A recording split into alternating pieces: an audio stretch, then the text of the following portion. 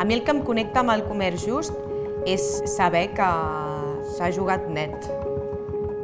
Els consumidors del nord global hem de ser molt conscients que molts dels productes que ens arriben diàriament han estat produïts en condicions d'explotació i en condicions de vulneració de drets. Que repensem abans de consumir, que és molt important saber qui i com ha fet les peces de roba que portem.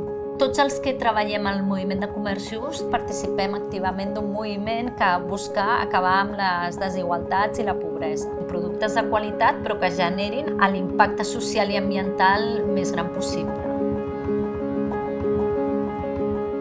Normalment es pensa sobretot això, en igualtat salarial o que els drets de les dones en situacions de maternitat estiguin garantits. La veritat és que el comerç just va molt més enllà. Que una persona treballi en una cooperativa de comerç just, el benefici que obté és tant personal com familiar com de comunitat.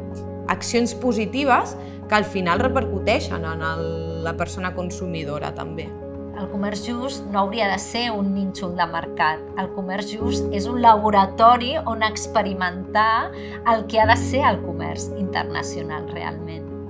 Les finances ètiques comparteixen els mateixos principis i valors que el comerç just. Per tant, són aliats naturals l'un de l'altre. Benefici social en la comunitat en la que treballen els projectes. És precisament una lluita contra la pobresa, és una manera d'aconseguir que milers de persones tinguin un medi de vida digne. Una economia que posi a les persones i al planeta per davant dels beneficis. És tan simple com això.